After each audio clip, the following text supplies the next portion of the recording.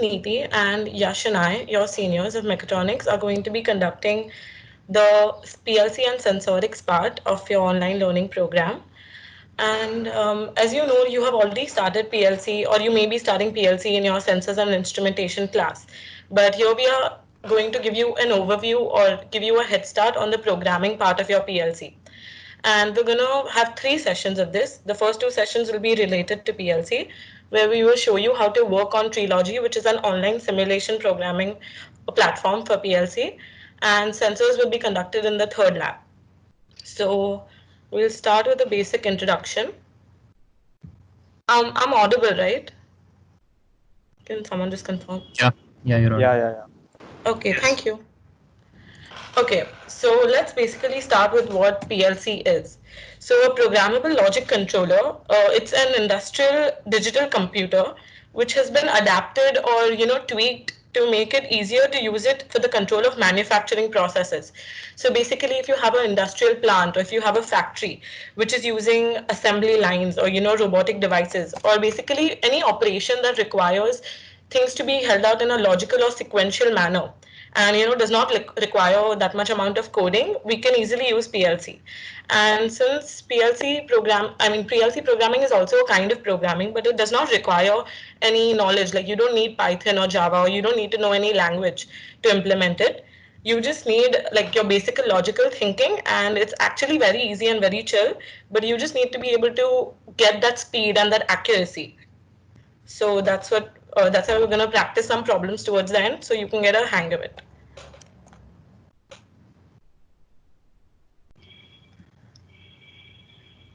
So yeah, hello. My name is Yash.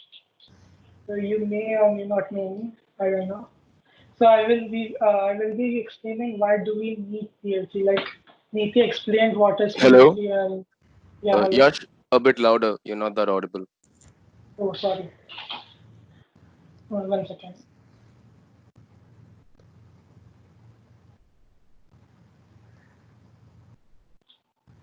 Yeah, now I'm audible. Yeah.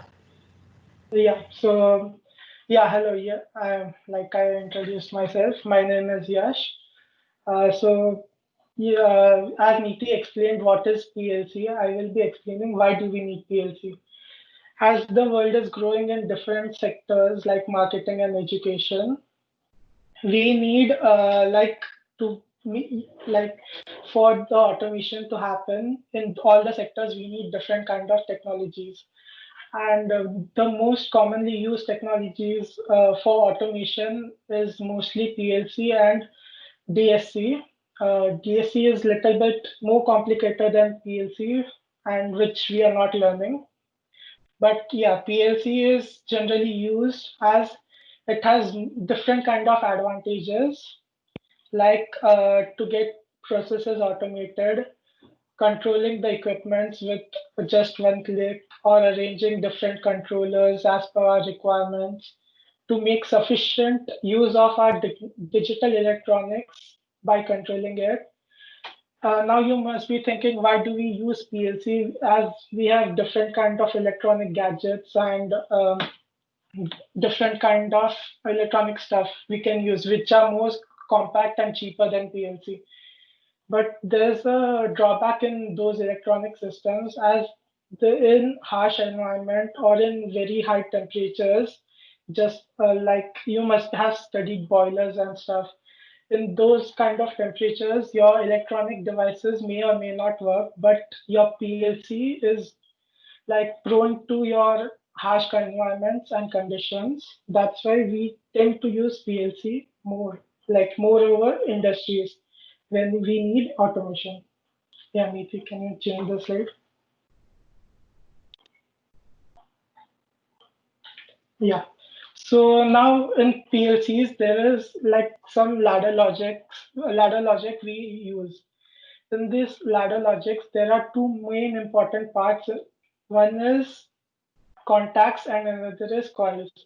Your contacts and coils generally are in Boolean, which is ones and zeros. These contacts are generally like contacts is generally for inputs, and your coils is for your outputs.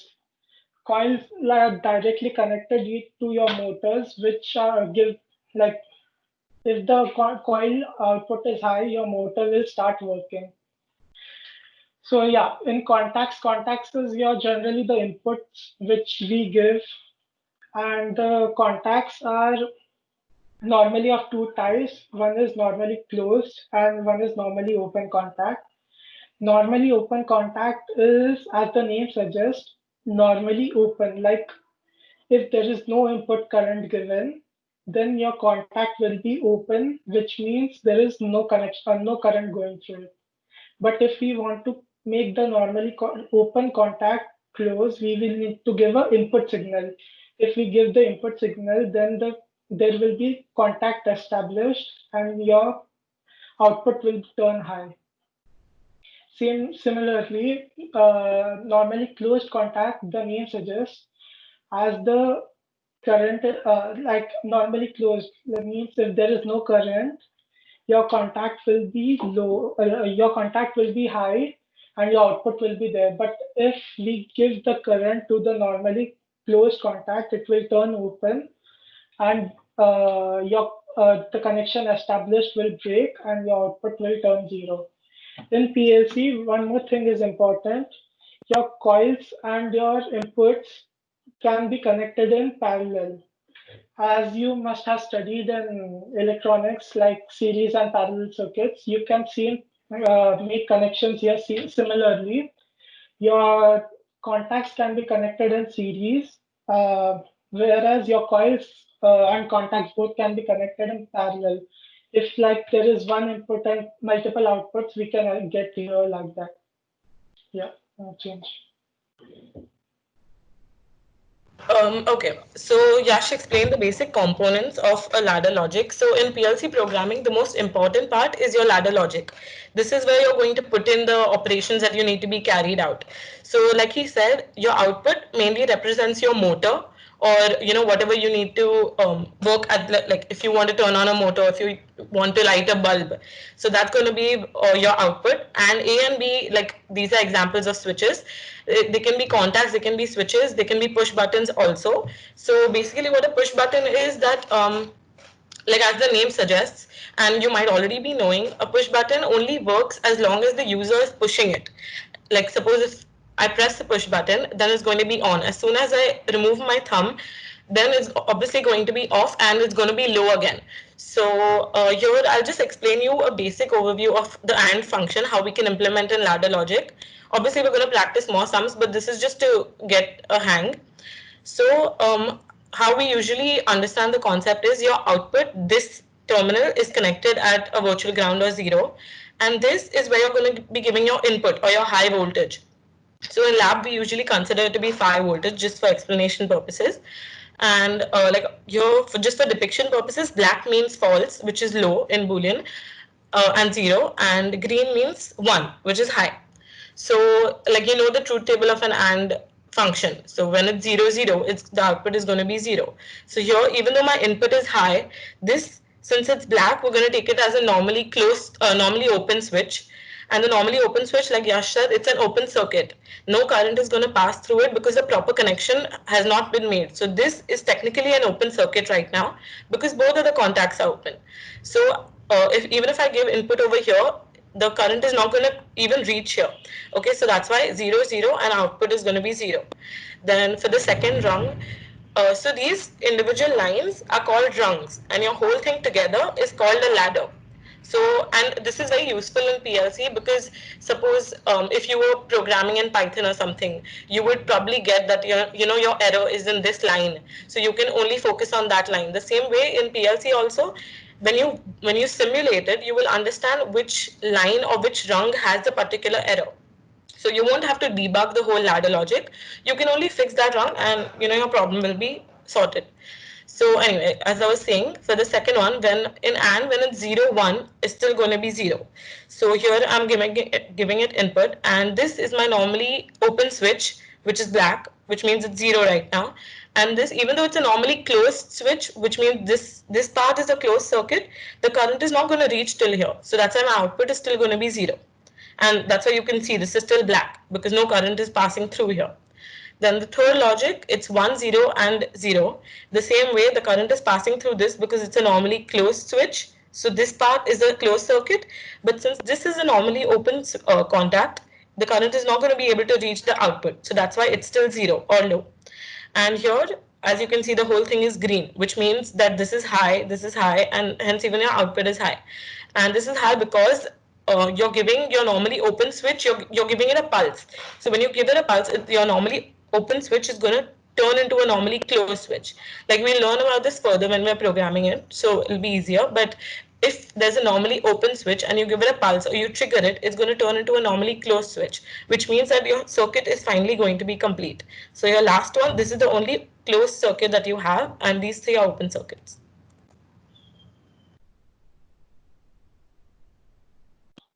Yeah, so I will be explaining start and stop push button logic.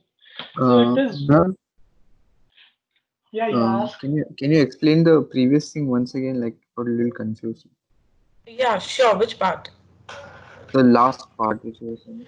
Okay, so you understood, right, that what I'm trying to say as the normally open switch is going to give you the logic 0.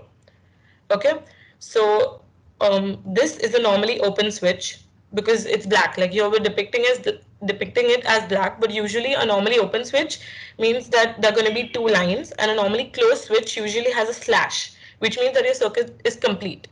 So the same way in this, since it's green right now, we're going to take it as a normally closed switch. So suppose if let's just take this for example. Okay, so it's 0, 0, 0 right now, but if I were to press this button, the button assigned to A and the button assigned to B, if I were to press both of them and trigger them to be high, then my whole circuit would be complete, because basically what I'm telling the logic to do is to close this circuit and to close this circuit after each after each input that I'm giving. Suppose if I'm giving an input of only A, then only my A will be a closed circuit. If I'm giving an input of only B, then only B will be a closed circuit. Like if I were to explain it in layman's language, they're actually just buttons that you are pushing to simulate the whole logic. Like you'll understand it later when we're showing it, but this is just for depiction purposes. So green means it's closed, right? Yeah, green for now it means closed, but usually And when it's a normally closed switch, there is a slash over here. okay, slash. Yeah, like this slash, you see? So this means that it's a normally closed switch. And this, since like obviously there's nothing connecting 1 and 2, so it's going to be a normally open switch, whereas this you can see that the circuit is complete. So it's a normally closed switch.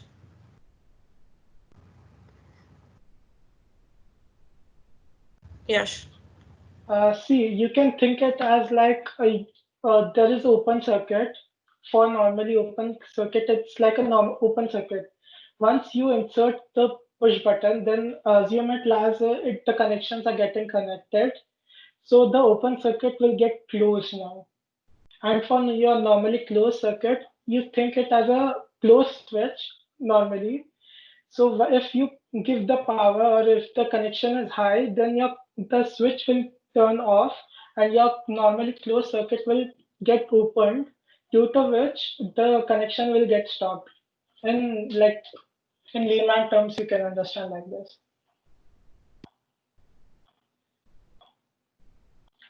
Yeah, so I will start explaining start and stop logic.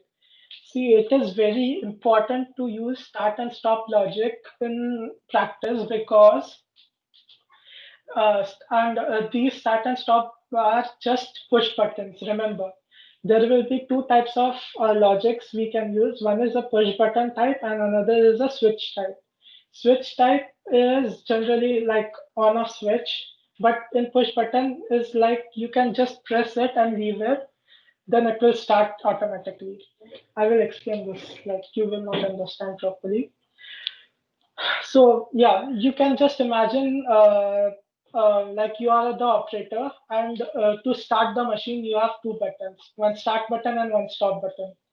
So once you press the start button, the and you leave it, the in the logic, it will get connected, and your connection will be in your continuous loop, due to which your motor will start.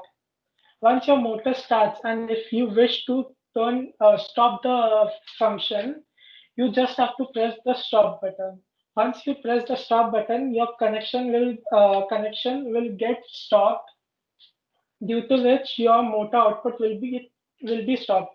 Now, as you can see in the logic, it is stop dominant, which means if you press start and stop button together, then your motor will not work. And this is very important thing you should remember, because if you start the motor in case, and there is some faulty defect in the motor and you want to stop it, then you can just press the stop button and stop the motor to prevent something major issue, so that the losses can be minimized and no one can get harmed. So this is your start stop logic, and in this we used latching, which we will be explaining in the next class. And yeah, next slide. So timers, as the name suggests, timers are used if you want to have some delay, like in your output or input. We use timers. There are two types of timers. One is on delay timer and another is off delay timer. The on delay timer, as the name suggests, there will be some delay in turning on the switch.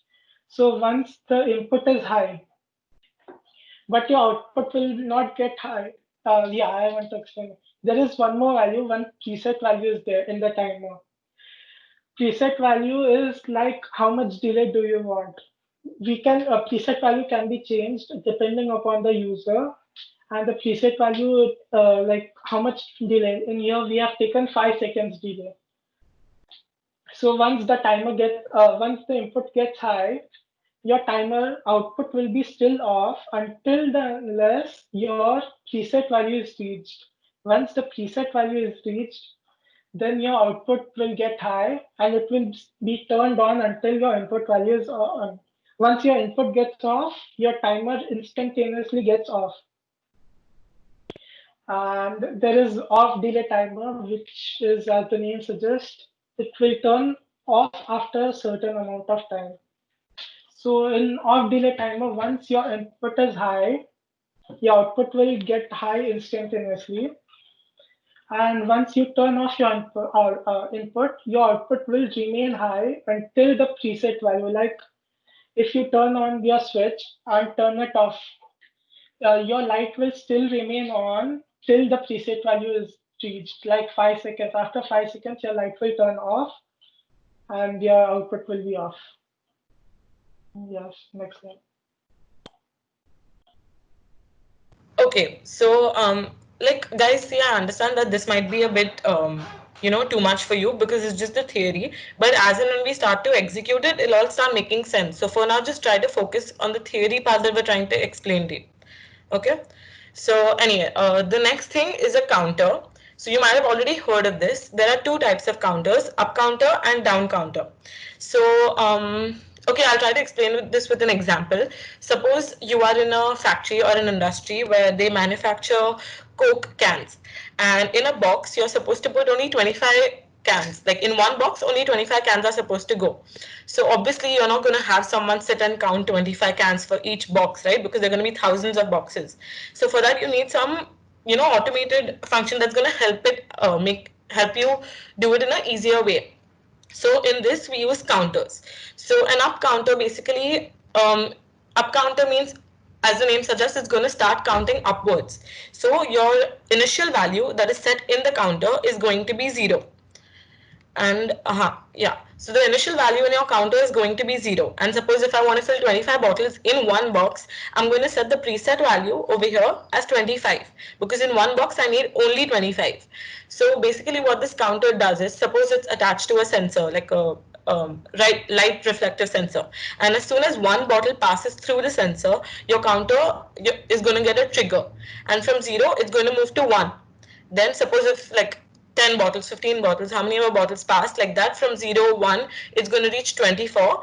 And as soon as the 25th bottle passes the sensor and your counter gets the trigger of the push button that the 25th bottle has passed, the counter is going to trigger the output which it's connected to, and then your output will finally be 1. And like basically the logic of this is that the 25 bottles are filled. Till then, till when it was 0 to 24, your output was 0 because your counter was not triggering the output yet. But as soon as the 25 bottle is counted by the counter and it's triggered, the output will be triggered, which shows that one box has been filled, and now no other bottles can go in this box. So that's how this logic works. Now the second type of counter, like the basic principle is the same. It's a down counter. So we'll use the same example. Suppose you need to build a box of 25 bottles. Same thing. But here, since it's a down counter, it's going to be counting downwards. So the initial value of inside the counter that's going to be stored is your preset value. So since we gave it 25 before, your initial value is going to be 25. As soon as one bottle goes, it's going to go to 24. One more bottle is going to decrement by 1 each time the pulse is triggered, and like that from 23 to 1 to 0 is going to reach the like the initial value, which is 0. And as soon as it reaches 0, your down counter is going to trigger the output pulse, giving the output high, which means that 25 bottles starting from 25 to 0 have been counted, and now your output is triggered high, which means that the box is filled. So now this operation is over. Any doubts about this if I was too fast? Okay. So basically in the lab, in the why to use two types of counters. Okay, so usually, it depends on the user, whichever type of counter you want to use. Some people prefer up counter because, see, here I'm explaining it to you in a layman's language where there are not other variables included. Usually a counter not only counts one thing, like it's, in the ladder logic, it's related to 2, 3 other things. Like it's a cascade of operations that are taking place. So like you'll understand like the essence of on off timer and up down counter also. But like there's also a third kind of counter which is called up down counter, which works basically you can implement it in whichever way you want, but that's not included in our portion. So we're not going to be learning that as of now. So yeah, so I was saying that in the PLC lab in college, we use the Rexroth system, which is which requires the proper hardware and the proper simulations. But since we are not able to do that here at home, we have another simulation platform which is called Trilogy. And I'm assuming that all of y'all have already downloaded it because we sent out a notice many times saying that you all have downloaded. So has anyone here not downloaded it yet? Okay. So anyway, so we're gonna start practicing some very basic logics. So today we're gonna try to cover all of these logics. Okay. Like I already showed you, but we'll try to simulate all of them, and then I'll give you like a couple of sums for practice also, which you can try to understand yourself. So yeah. Okay. Yeah, Ritvik, what's the doubt? Oh, sorry. No, she asked for who hasn't downloaded, so I raised for that. Oh, you haven't yet downloaded it? Yeah. So. Oh, okay, so you can probably just watch the recording later and do it simultaneously. But for the people who have already downloaded it, I suggest that you practice alongside as and when I'm doing, so it'll be better for you to understand. Okay, so first we are going to try and execute the AND logic. So when you open Trilogy, I yeah. think we should give them some time to open their software. Oh, okay. Sorry, I'll give 2 minutes buffer time.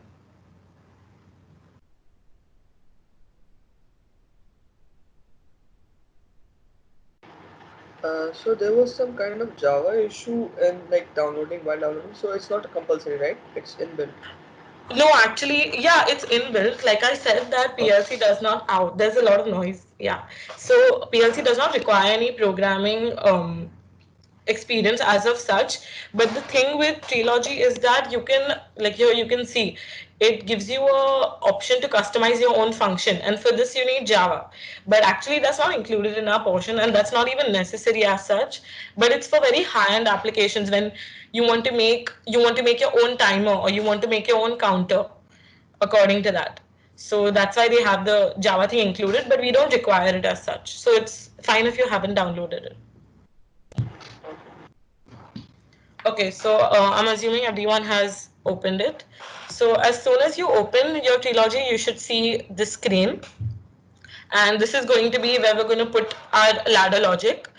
And so yeah, I'll just explain here. These are like normal controls. This simulate is for when you finish your whole ladder logic and you want to execute it.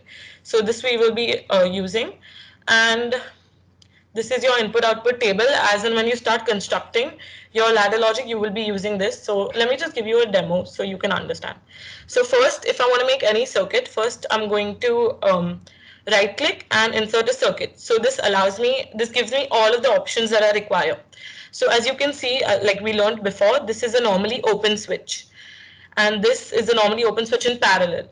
And these are your coils, and these are your custom functions, which we won't be using right now.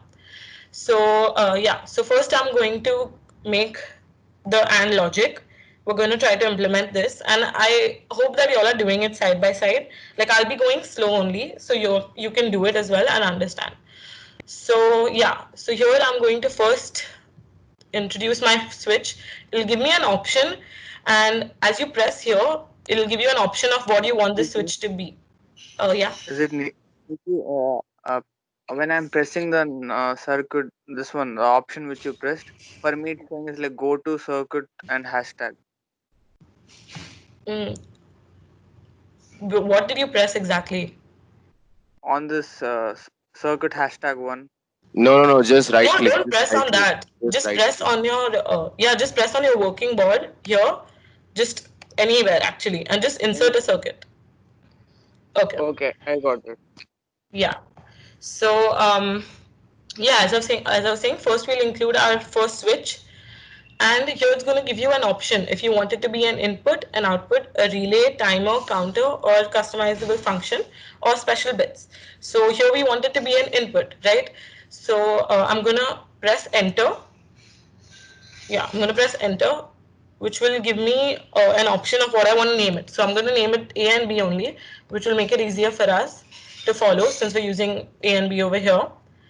And yeah, so this is our A, and then here, so the software is a bit tricky and a bit complex as compared to our college software. So you need to be careful about which orientation you're using. So here, I'm going to click on this again to make it yellow.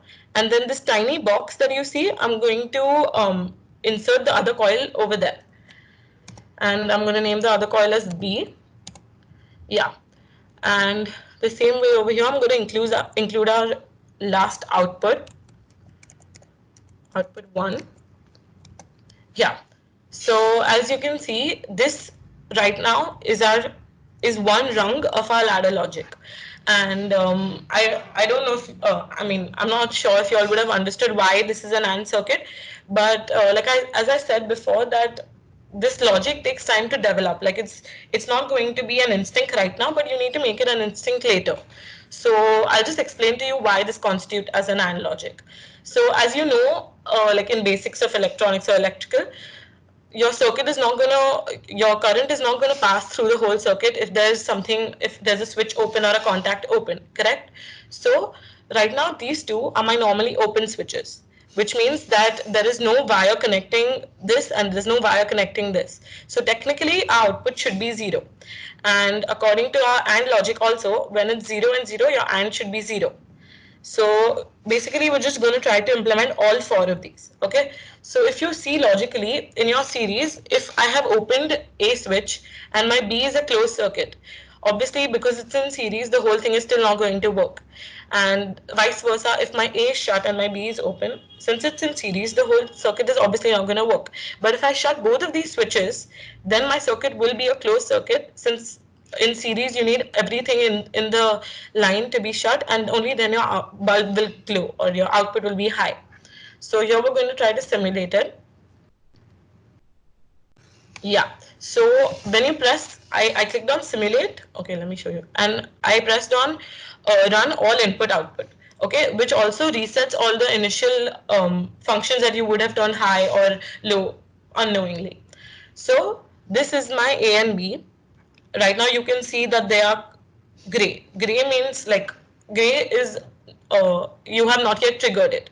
Okay, so if I right click on it, also one more thing, if I right click on your mouse is going to be used as a switch, like Yash said, and like it's common sense. Your switch is going to remain on if you click it once. It's not going to automatically be off until the user clicks it off again, right? While the difference between switch and push button is that if I click on the left side of my mouse, then like if I just click it, it's going to work as a push button, which means only for the time that I'm pressing it, it's going to be on, and if I leave my cursor, it's going to be off again. So your left side is for push button and your right side is for switch, so just remember that. Okay, so if I as you can see here, my output is also 0. It's not Neetu, high. sorry, Yeah. could you repeat that last, like the cursor thing? I lost you there. Sorry. Okay, yeah, sorry.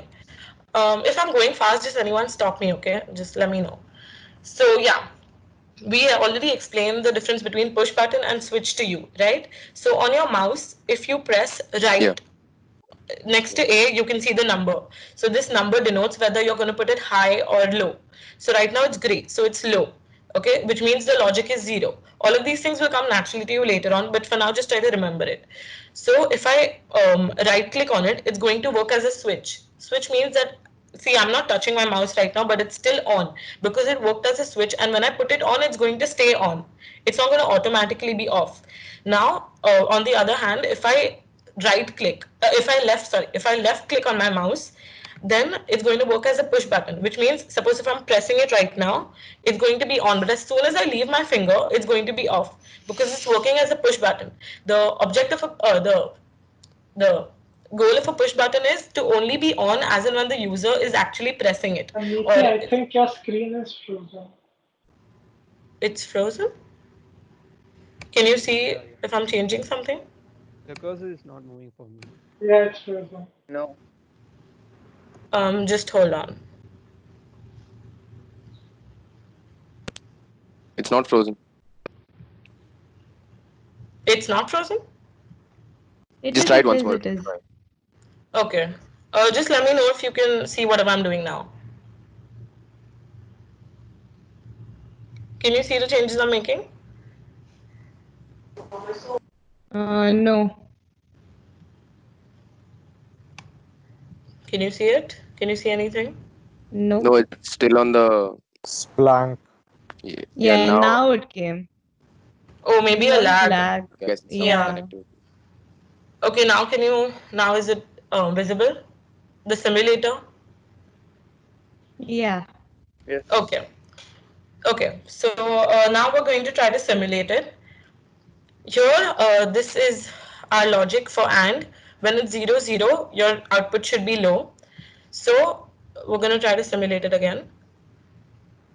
When both of my inputs A and B, when both of them are low, my output is low. Correct?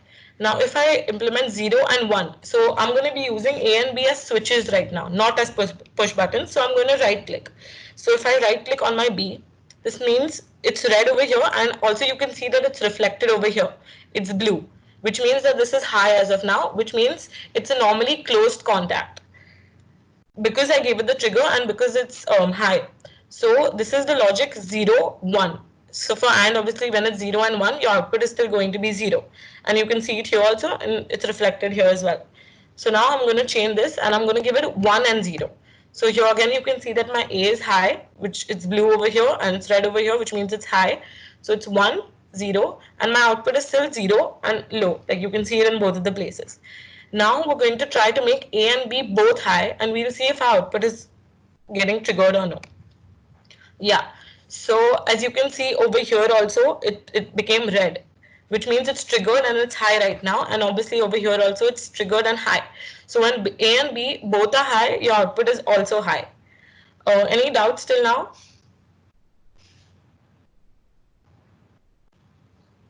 Okay. So now you've already simulated this rung, right? So obviously you need to go back to reset. So I'm going to shut this. I'm going to go to simulate, reset all input outputs, which is going to make all of these go away.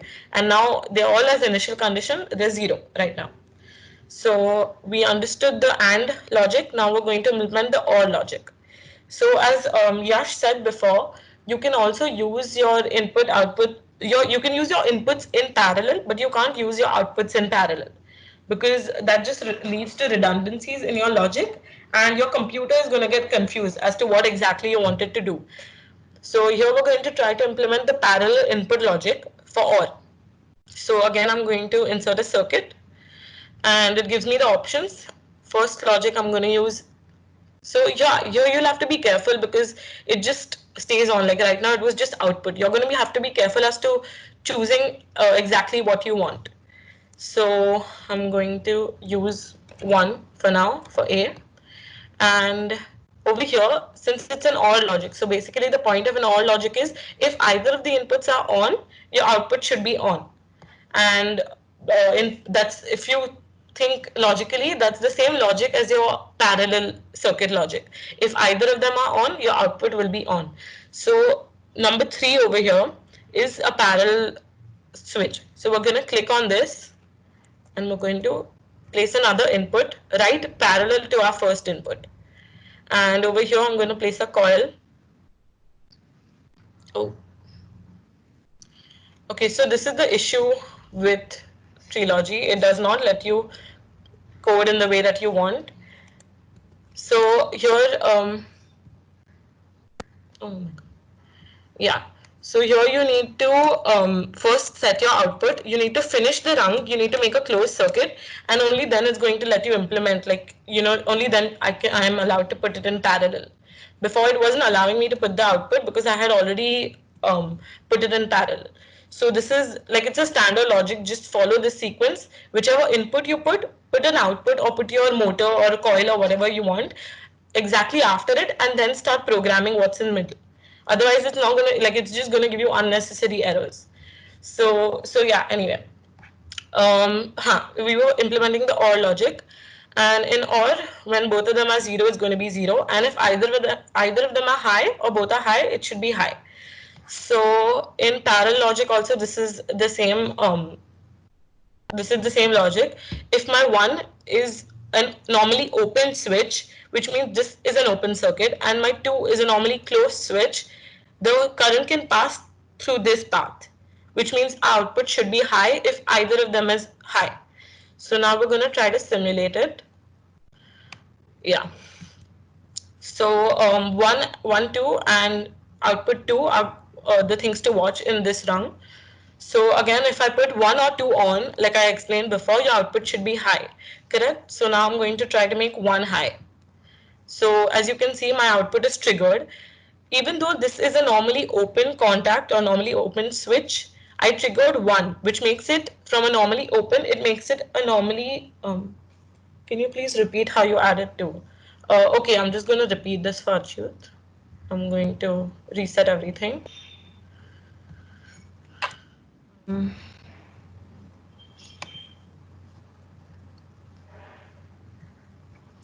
Okay, we're going to start over again. So I'm going to insert a circuit. I'm going to insert 1, same name. And like I explained before, since it's some rule of Trilogy that you just need to finish the following rung, finish the said rung before you actually program in the middle. So I'm going to add my coil first, which is my output. So I'm going to press on 7 and click on output 2, which gives me the output. And now for parallel, like I explained to you, you need to make this yellow, and which, when you see the box over here, it means that whatever connection you make is going to be added after this or alongside this. Okay, that's what the box. Yeah, sorry. Someone said something? Yeah, are you moving the mouse, or yeah, now we can see it. It's like frozen. Oh, how long was it frozen? Can you see me moving it now? Yeah, now it's okay. Okay, sorry about that. So yeah, so like I was saying, this box represents where the following logic is going to be added. So since it's here, it means that whatever I press right now is either going to be added here or alongside 1. So since we want to implement parallel logic, I'm going to click on 3, which will, and I need to change it to input again, which will add my 2 over here. So Achyut, I hope it's clear now. So this is how I added the 2, and now I'm going to simulate it again. Yeah, so I showed you 1, so I'm going to click on 1 again, which makes this high and this high as well, because in our OR circuit, if either A or B are high, your output should also be high. So yeah, so as this is showing, my logic over here is 1, 0, and 1. So now, Ma'am, I yeah, see the screen. It's getting stuck. No, now it's coming. like there might be a lag, but just try to listen to what I'm saying, and then you can obviously implement it later on as well. Sorry about the lag. Yeah, so now I'm going to try to implement 2. I'm trying to trigger 2, which means that I'm going to make the logic 0, 1, and 1. So if I right click on 2, I'm triggering this. And you can see the output here is also triggered. So this right now is acting as a normally closed switch or normally closed contact, which means that the current is flowing alongside this path, the second path. And that's why my output is high. And obviously if I make both of them high, my output is still going to remain high. So I hope you understood this logic. Like this is basically the implementation of series and parallel, like the simplest implementation that you can do in ladder logic. So I'm going to give you around 5 minutes after the Show next. them not also. Yeah, I'll show you NOR, and then I'm going to give you 5 minutes, and I want you to just try to implement NAND and NOR. Okay, I'll just show you how the NOT gate actually works. So for now, we have been seeing normally open contacts, okay, or normally open switches, and we don't know yet how to use the normally closed switch without triggering it. So normally closed switch usually, like how Yash explained, it means that before you trigger it, it's going to be a closed circuit, and as soon as you trigger it, you're giving it a low, which means you're making it an open circuit. So here I'm going to implement your basic NOT circuit. So the basic procedure is the same. I'm going to add a rung. I'm going to name this as A1, random names. And then I'm going to add a coil, which is my output 3. Yeah. So now see, this, if you have understood till now, this is just a basic rung. Like if I were to trigger A1 right now, my output would be triggered automatically. But now I'm going to implement NOT circuit. So our basis of NOT circuit is whenever my input is low, my output should be high. Whereas here it's my output is low, my input is low, my output is low. So we need to invert it. So what I'm going to do is I'm going to click on this, make it yellow, and I'm going to right click, and here I'm going to get 5 options. I'm going to use invert. So as soon as I press invert, I get the warning that your contact has been changed to normally closed. Okay, and as someone was asking before, this is the slash that you see for normally closed.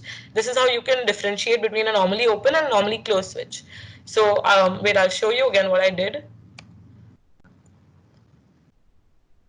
I clicked on this, I right clicked, and I inverted it. It gave me the warning that your contact has been changed to normally closed. So now technically if you think right now, my input is low. I'm not triggering it yet, so my output should be high, correct? So we're going to try to simulate this. And as soon as I simulate, I should see my output going high. So yeah. So right now I'm not triggering my A1, which is gray and low. Still my output is high because the logic of NOT is whenever your input is low, your output should be high. And now as soon as I press on A1 or when I trigger it, my contact from normally closed will become normally open and my output should go low. So I'm going to click on it, and yeah, so now this is triggered, which means it was initially high, but now I made it low by triggering it. That's why my output is also low right now. So any doubts about the NOT circuit or normally closed?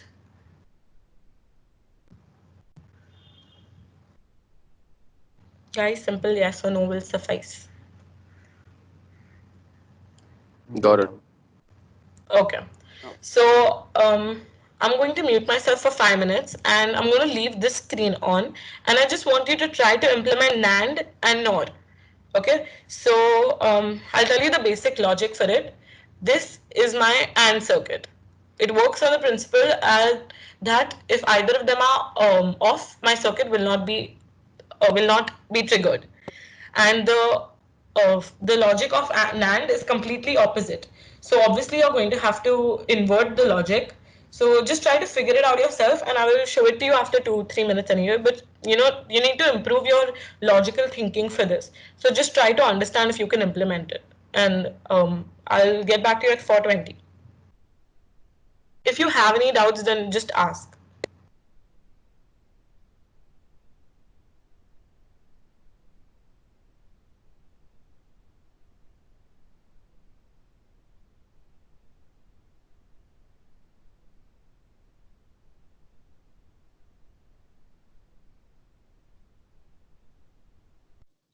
Huh?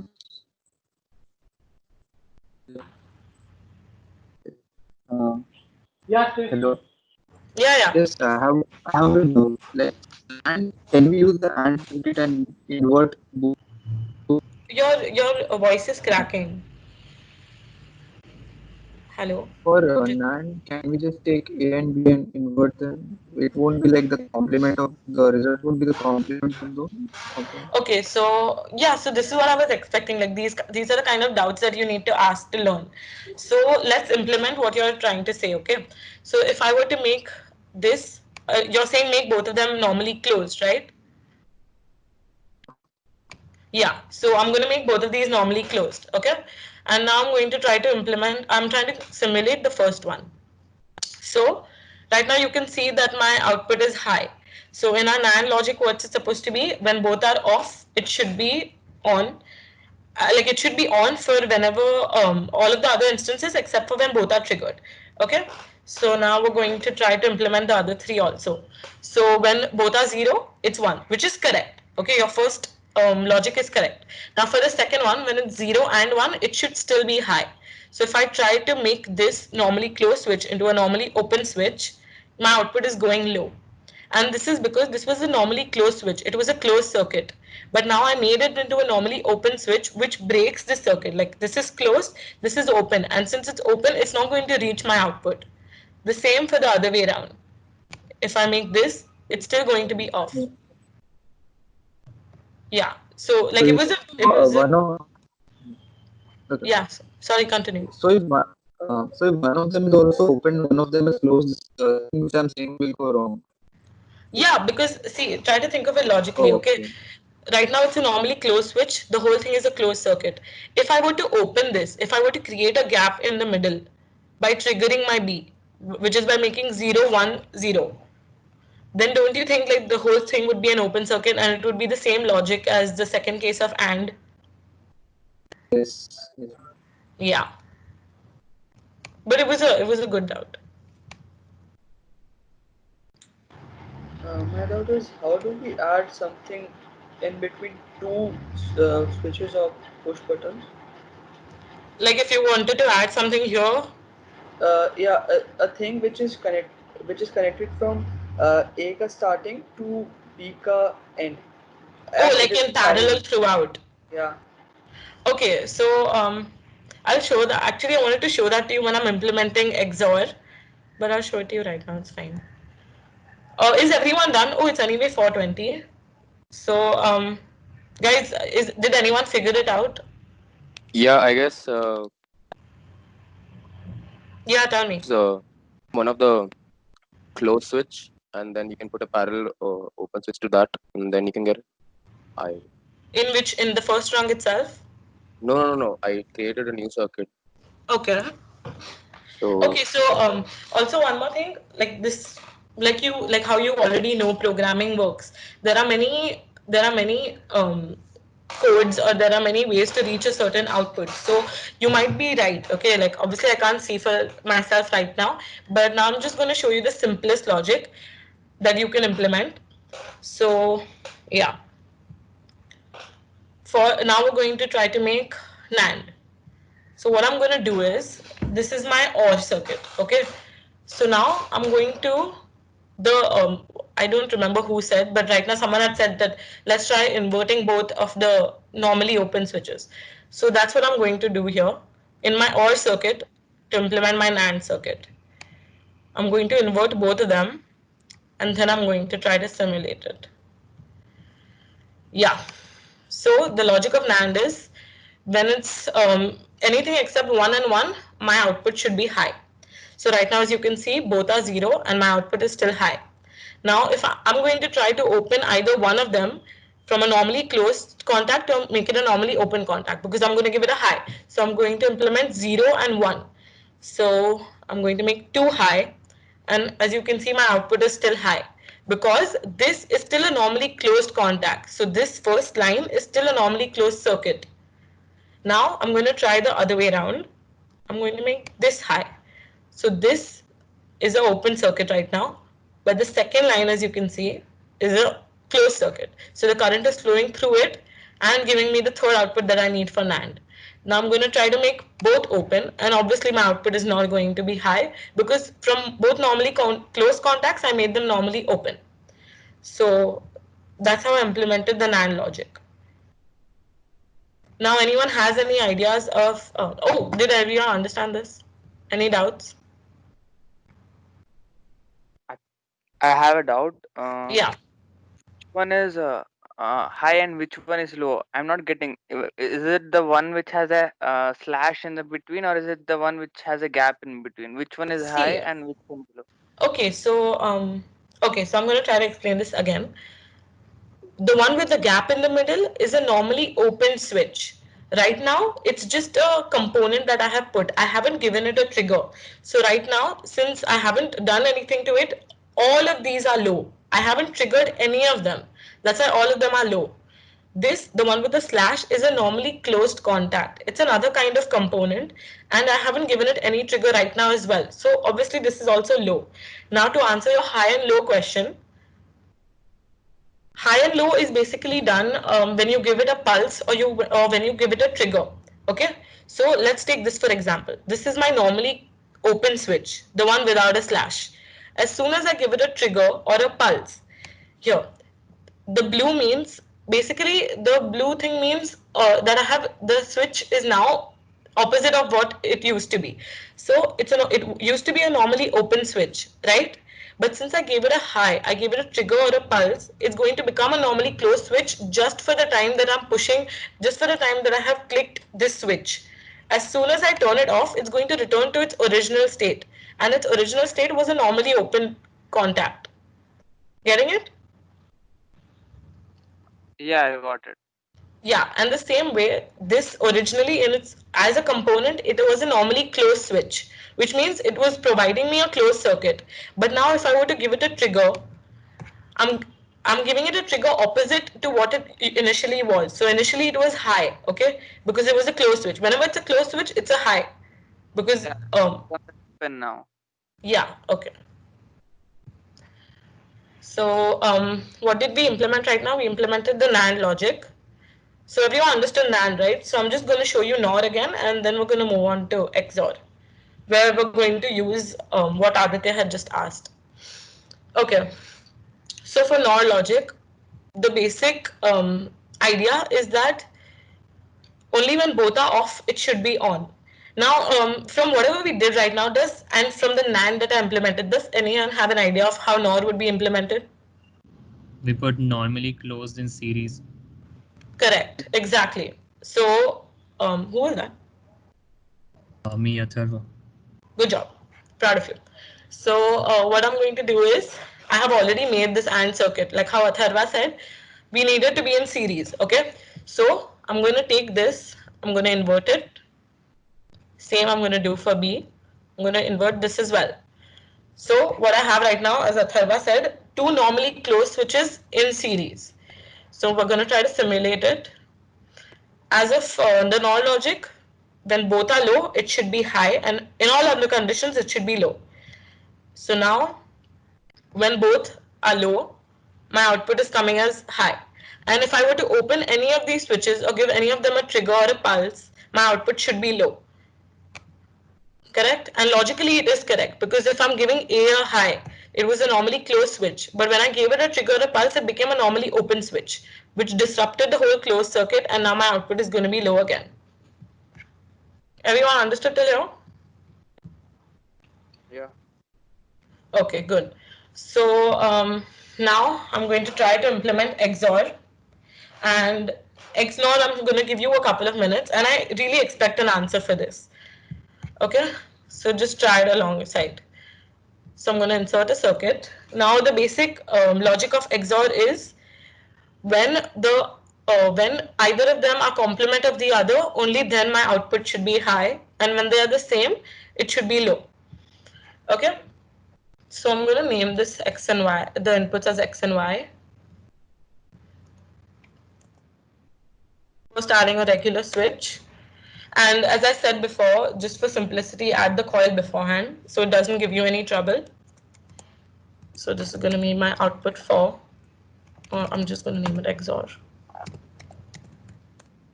Okay. Yeah, so this is my A or my X as we're going to call it. Alongside, I'm going to introduce one more input, which is going to act as my B, but I'm going to name it Y.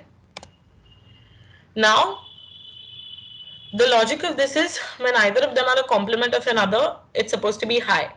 So if I were to use it just like this, okay, or use only series or parallel, I'm not going to be able to get it because they need to be a complement of each other, and that gives us two cases. So both of the cases obviously cannot be implemented in one run.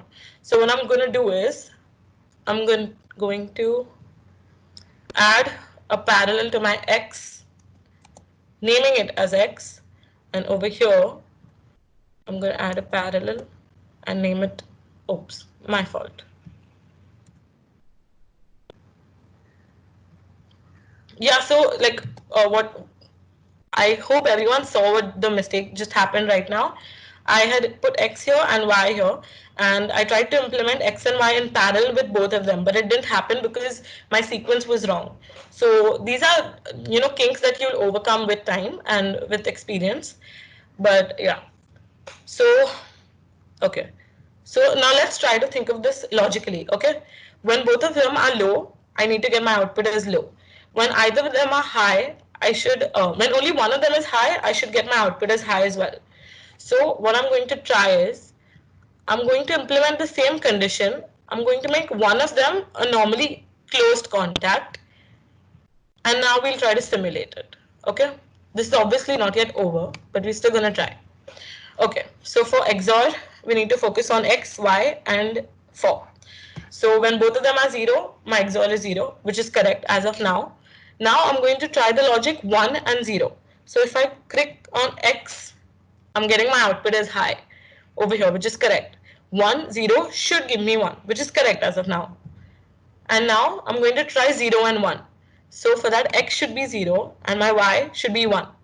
Now, this is not giving me the output that I expected because when it's 0 and 1, my output needs to be 1, which is incorrect. So, does anyone have an idea of what I'm supposed to do now?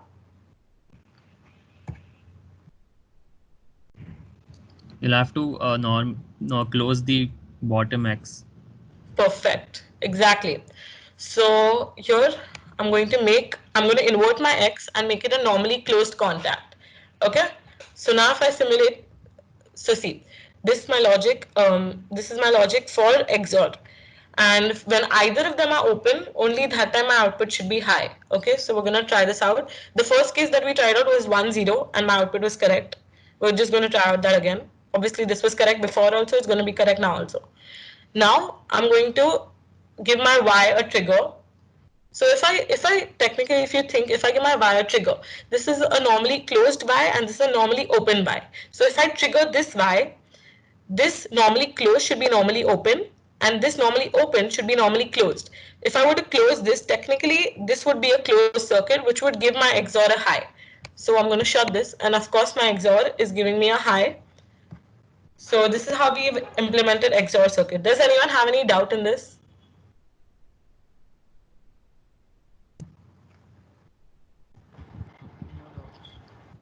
Okay, so I'm going to give you 2 minutes, and I just want you to implement X naught. Like, I just want someone to give me a brief idea of how you're going to implement X naught, and then we'll just end the session for today. Just take 2-3 minutes and give me a brief idea.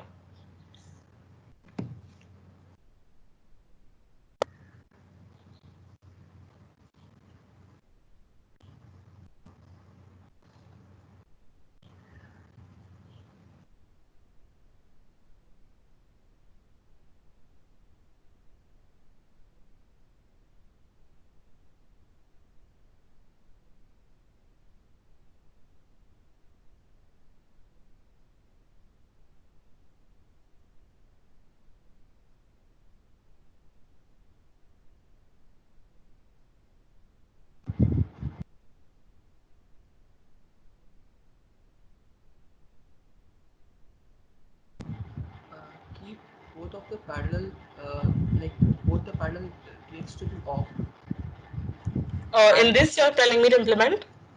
yeah, either the bottom ones or the top ones both off, and the other ones should Okay. be both on. Okay. So you're telling me to invert Y over here and invert this also and make it a normally open switch, correct? Yes. Okay, perfect. Now we're going to try to simulate this. Good job, Achyut. Okay, so the logic of XNOR is when both are on or both are off, it should be on. Okay, so let's try. When I'm not giving a pulse to either of them, my output is high. Because over here, the second line over here, the second rung is a complete circuit, whereas the first one is an open circuit. But it doesn't matter to us because we still have another parallel circuit running alongside. Now, if I were to if I were to trigger either of them, let's give 0 and 1 logic. My output is going to be low. Same way, if I trigger X and give it 1 0 logic, my output is going to be low again. But if I open both of them, oops, when I'm open both of them, my output is going to be high again.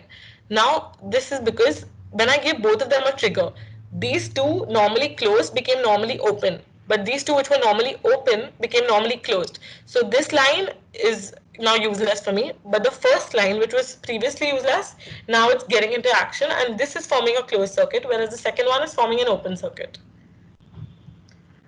Okay, so Can you say yeah. this again? This part? Yeah, okay, sorry if I was a bit fast. Okay, so the basic of an XNOR circuit is when either of them are high or low, or when both of them are high or low, my output should be high, correct? So, right now, what Achyut said, we implemented that. What I changed from my previous circuit is that I had alternated it. I had given X as normally open, Y as normally closed, and X as normally closed, and Y as normally open in the same, like in series and in parallel. So now what I did is I made one line completely normally closed switches and one line completely normally open switches. So now at this point when I'm simulating it, I'm not giving any trigger, but my output is still high.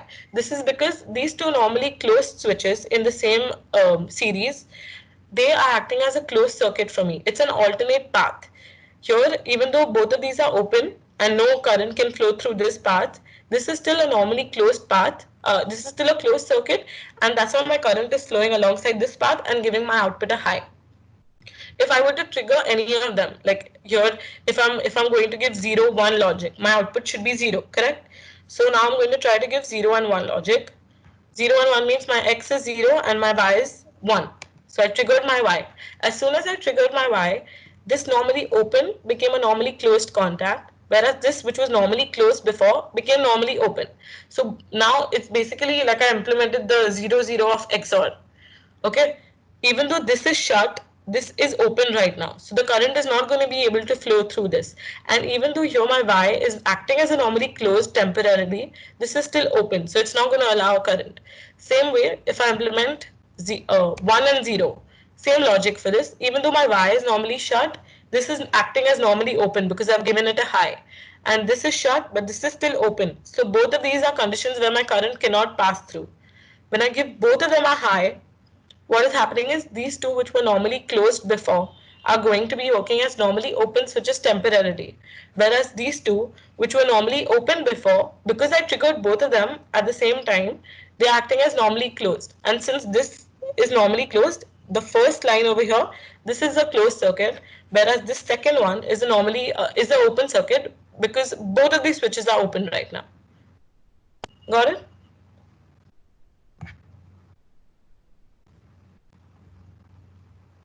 The person who asked it out, do you get it? Yes, ma'am. Got it. Thanks. Okay. So I don't know exactly where you have reached in DSD, but if you have reached till, I'm assuming, can any of you answer if you all have reached adder subtractor circuits? Yeah, yeah. Yes, We are in. Yeah, we love past that. we're doing Uh, marks right now. oh, you're doing marks. Okay, that's great. Okay, but for now, I'm hoping that even though y'all don't have a proper grasp of it, y'all have understood the basics of how to work around your circuits, how to create a proper rung, how to make sure it's closed, how to make sure you're implementing the logic perfectly. So what I want you to try is just try implementing a full adder or a full subtractor circuit. Like I'm pretty sure you already have the truth table with you in your DSD book or whatever. So just try implementing it, and we'll try to implement it next class. Or we'll probably move on to Mux since you all have already reached Mux. Okay? Any other doubts?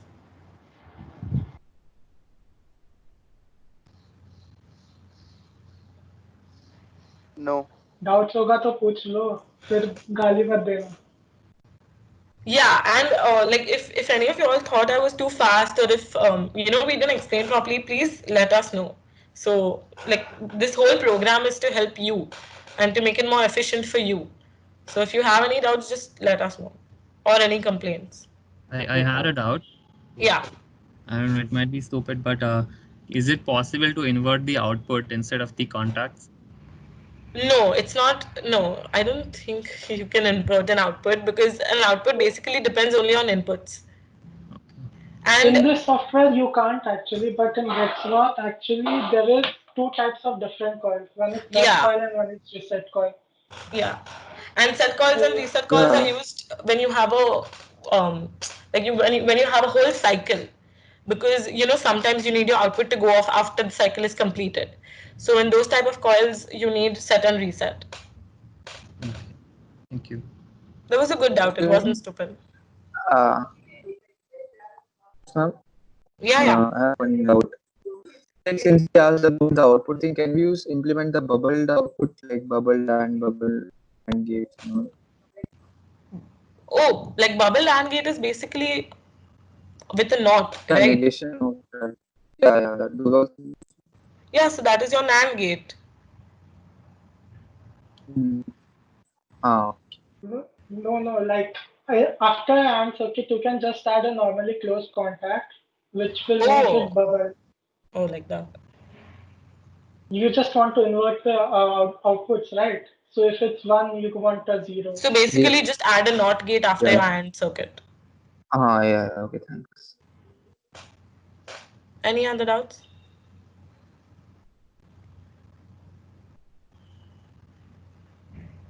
Okay, Could you guys. quickly repeat the Yeah. NAND gate circuit once? I didn't Yeah, understand yeah, that.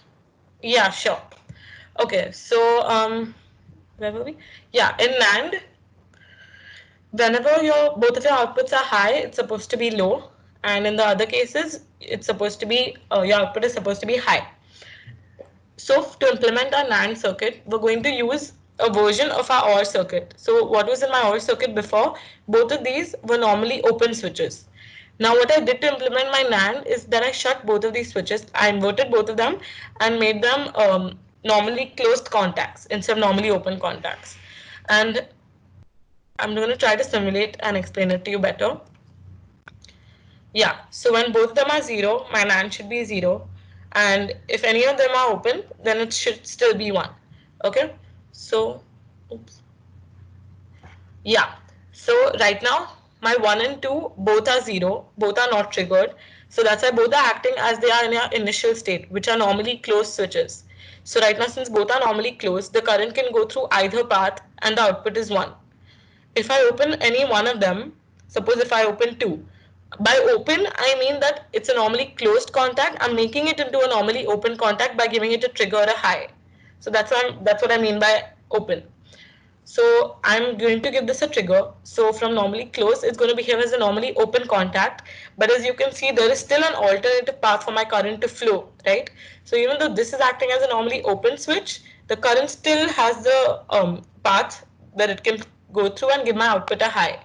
Same way, if I invert it, and if I open one again means from normally closed, I'm making it normally open. My current still has a path, which is the second path over here, to go and give my output a high. Now, if I were to open both of them, by open I mean again from normally closed, I'm making them normally open. The current cannot go through this because it's acting as a normally open, and the same reason over here, and that's why no current is going through my output. Did you understand? Yep, got it. Thanks. Okay then. If there are no other doubts, then we'll end the session. And guys, if you all have any doubts, just put it on this panel, like in this team, and we'll answer them as soon as possible. And I really urge you to try to implement full adder and full subtractor, half adder, whichever you want, just to get the logic, just to start thinking in that way. Because this doesn't come easily. Like, it's a very fun lab, it's a very chill lab, but when it comes to real life sums that they're going to give you in the lab, it's actually going to be very tough to implement it all of a sudden if you don't have the thinking beforehand. So I'm going to end the session. If you have any doubts, just let us know. Thank you. I would save it. What should I save it as? It's like, if you want to save it, then just like save it on your desktop or something, but there's no submission as of such. You can Yeah, just but save it on your desktop as any name. Sorry, I can't hear you. it's like for C programs we use .c, right? Oh no, there's no requirement of that over here. Oh, okay. Thank Yeah. Okay, guys. Thank you. We'll meet in the next session. Thank you so much, guys. Thank you.